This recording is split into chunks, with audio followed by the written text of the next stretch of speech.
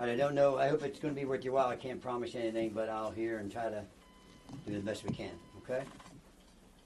All right? Did you meet with the defendant earlier? Yes, I did, and I'm pleased with our relationship. I think we've made a strong bond, and I'm looking forward to moving forward, helping him out. How were you approached? I really don't want to get into that. Is he saying he's innocent at this point? He has indicated pleas of not guilty. The only charges that we've seen thus far have been the ones here in Pennsylvania, and we have pled not guilty to those charges. And what's his state of mind? I really can't get into that. That's too speculative. I'm not going to get into that. I'm sorry, I couldn't hear from here. You said he has said he's innocent so far? Oh, yeah, we pled not guilty, at least to the charges in Pennsylvania. Like I said, I'm not aware of any actual charges in New York. If you were in the hearing earlier, there was a proceeding where they introduced some documents, which, as I complained about, didn't have enough information for me. So we're looking forward to getting that additional information. When did that plea happen? It's not something that at least I was aware of. Okay, well, hopefully, again, I was not at the arraignment yesterday. I hope he pled not guilty. I assume that that's what happened. But today, when I entered my appearance, and for the record, he's pleading not guilty to those offenses. So he is. There was. I was at the hearing. He did not say that he was not guilty or make that plea. So right now, though, you're telling us that he is pleading not guilty. That is correct. He doesn't say you are under the impression, or you're trying to defend the client on the fact that he is not the shooter.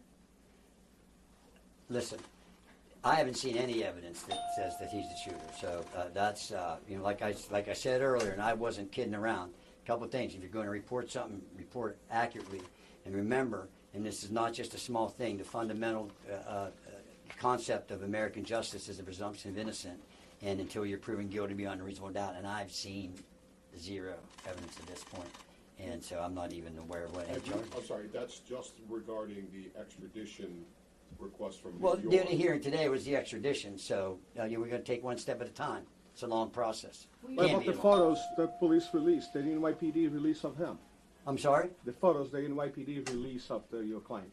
I don't have any control over what the NYPD does, and if they release something, I hope I can get my hands on them. And if you guys get them, send them to me. I'd appreciate it. Clarify something. You pled for him not guilty in the state of Pennsylvania about the charges here. Can you when did that happen? Well, he has a hearing coming up. I believe it's the 20-somethingth. I can't recall. A lot happened today. So until they haven't even had a prima facie case established yet, so they have to have a prima facie case established before the case can move on to the Court of Common Pleas. The burden is always on the government, thank God, and that's their burden, and they're going to have to produce some evidence, and we're anxious to see it. Understanding that you have said you have not seen charges coming out of New York yet, that if and when there are, and you have seen them, will you be pleading not guilty to those as well?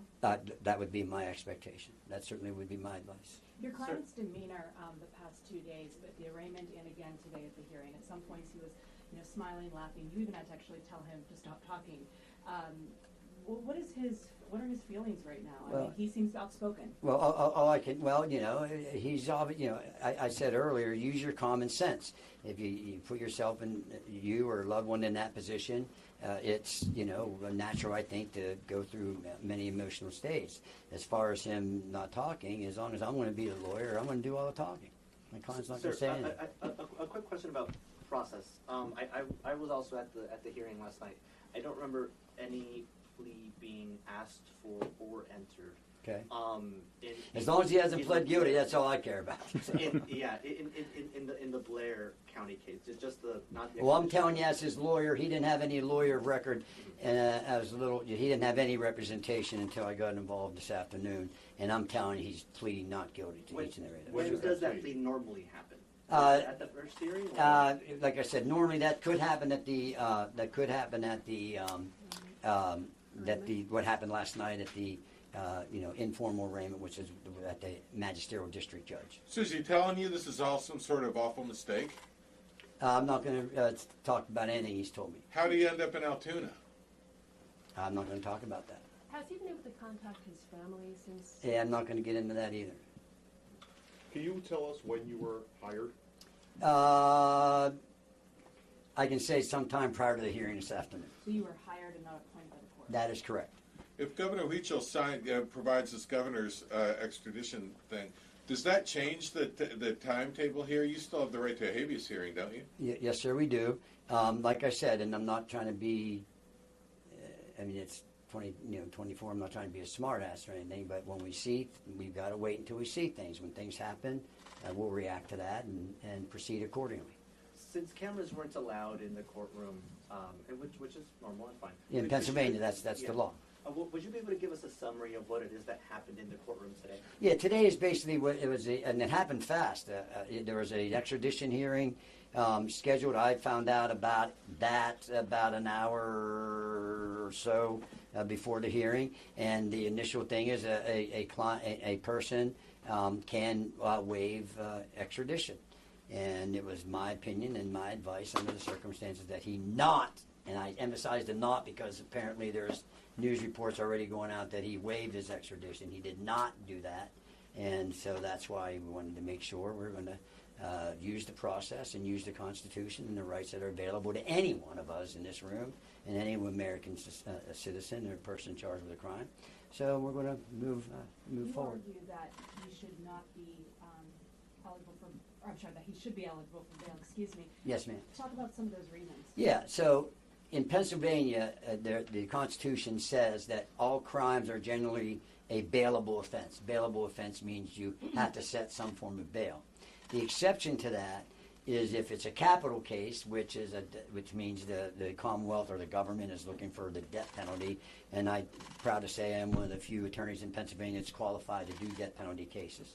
But those which this is not a capital case, knock on wood, at least that I'm aware of it right now, or if a first degree murder, which carries in Pennsylvania life without parole. If the charge which you're faced with is life without parole, then you're not eligible for bail. Since the crime, at least what was set forth by the district attorney, was alleged to be a second degree murder, that's not life without parole. So I believe that bail should have been set. But you also talked about like a home monitoring system was a possibility. His lack of prior criminal history. I mean, you really feel that your client should be out in the public. You do not feel that he's a threat to the community. Yeah, now you got to understand, when you set bail, the judge could set $1 million bail. It could be $5 million bail, but damn it, you get bail. That's what you do.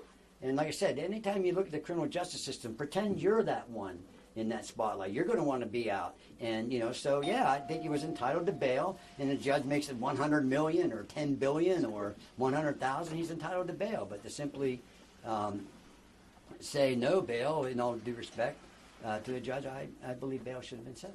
During the hearing yesterday, he implied that some of the cash that was found on him was planted, or he didn't know what it was to do with. Can you speak to that at all? I can't because I wasn't at that proceeding.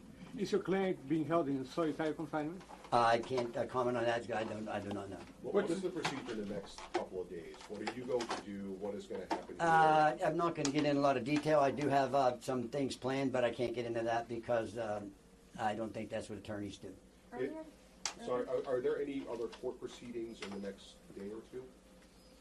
Not that I'm aware of. I hope that since I'm the attorney of record, that they let me know about it. Earlier today, you talked about the masks possibly as being related to coronavirus. Can you elaborate on that? Well, I don't know where you are from, but I still see people wearing masks. They say numerous masks. A lot of times when you buy masks, you got to buy them. They don't. I guess you can buy them individually, but every time I bought them, they come in boxes. So I don't know. Oh, I can tell you that's not a crime. It's not a crime. Did your client indicate to you that the reason for the mask was because of the COVID? I would not ever indicate anything he indicated to me. What's his demeanor like? Is he worried?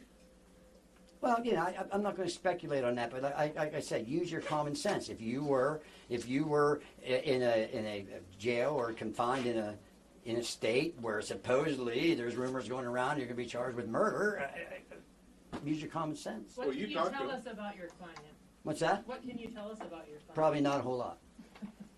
What were your first impressions of him whenever you met with him or spoke with him for the first time? I'm not like the airplane movie said. Hey, give us your impression. And the guy says, I don't do impressions. So I wasn't looking for impressions. What I was trying to do was form a bond with my client. I want him to trust me, and I want him to be confident that I'm here for him. and I feel that I'm very pleased how that went. How about his mental parents? and his physical health? Excuse me, ladies first. I'm sorry. How is both his mental and his physical health? Online, he appeared to frequently discuss a spine injury he may have had, and do you think that could have contributed to some sort of mental breakdown? I'm an attorney. I'm not a physician. I would only be speculating. I'm not going to do that. What's the benefit of not waiving the extradition and going to New York and having a hearing? There's a lot of benefits to that. It would take too long for me to get into all that. It's we're testing the process. I haven't seen anything. I have not seen one scintilla, one speck, one drop of any evidence yet. So it's what I decided. I think that it was in our best interest to do. Can you clarify if he will plead not guilty to the murder charge? Well, from what I've seen up to this point, he hasn't been charged with that. Okay, he hasn't been charged with that. But if in fact he would be charged with that, I would anticipate. Again, I don't really want to speculate. But if in fact that would happen, I would anticipate a plea of not guilty. Are you able to represent him in New York for the homicide charge? If that would happen, that could be a possibility. Will you accept public donations from those seeking to fund his defense? I don't know. How long will you be fighting the extradition? As long as it takes to do it effectively and competently. So, just to confirm, you are also barred in New York? No, but you can get admitted because I've been doing this for 41 years. You can get admitted there. So, but like I said, I don't want to speculate about anything. If that opportunity would present itself and that would come out, I certainly would consider it. Why did your client come to Altoona? I'm not going to get into that. Do you have any ties to here? Not going to comment on that. Could you comment on what type of money that foreign currency was? The what? What type of No, ma'am, I could not because, again, I wasn't there. I haven't seen anything yet. I don't like to go by and all due respect to you folks, what I hear in the press. So now that I'm on board, I'm going to find out. You can talk to him about it in New York. Again, I'm not going to get into what my client and I talk about. Have you spoken to his family? Not going to get into anything about that. Are you going to file any motions of any sort anytime soon? I anticipate doing that. Did you object to him going up to SCI Huntington? Should he be here in the Blair County lockup? That's an administrative thing. That's at the bottom of my priority list right now. As long as he's safe and all that stuff, and I'll deal with that. He's on the suicide watch. Pardon me? He's on the suicide watch. I don't know that, and even if I did, I wouldn't comment on it. Sir, can you just Because they do that a lot of times in some institutions just as a matter of procedure. Sir, can you just repeat? I'm sorry, folks are watching this all over the country and they're having questions. Is that why all your cameras are here? Can you just help us understand what do you expect him not to plead guilty to? Is this the murder charge or the charges in Pennsylvania?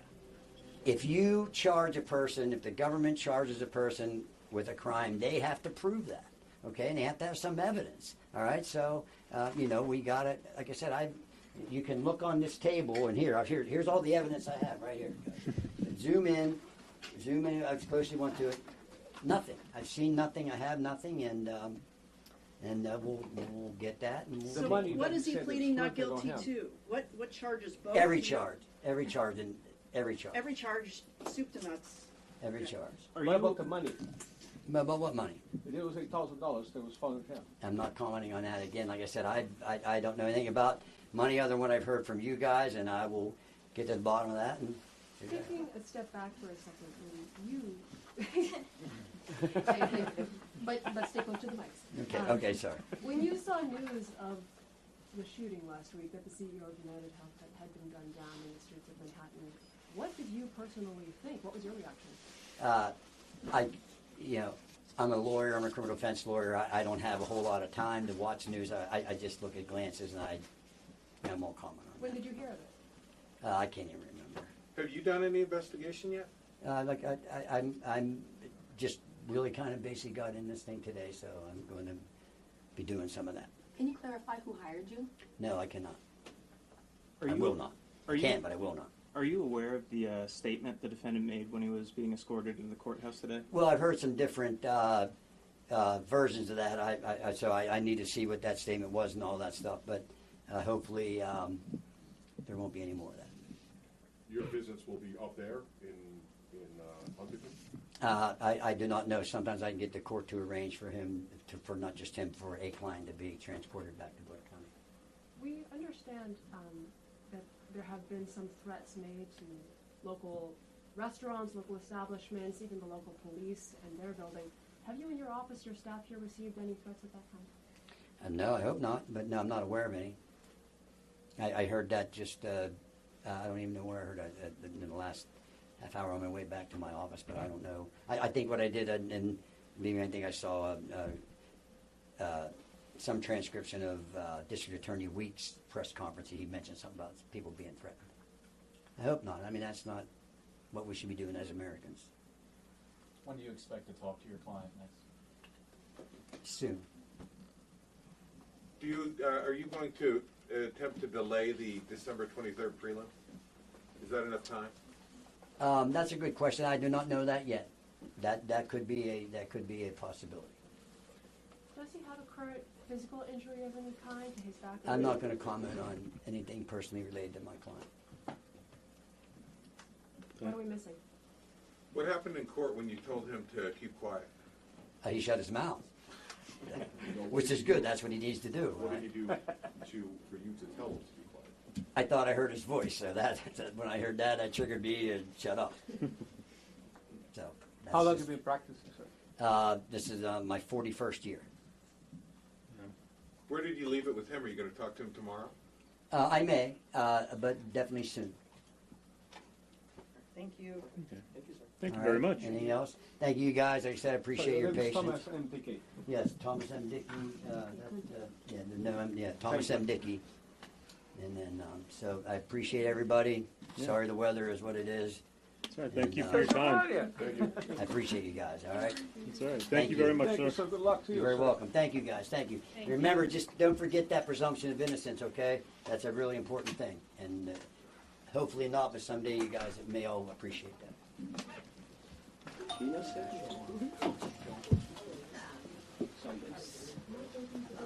Go ahead, go ahead. I'm broke. Thank you, ladies.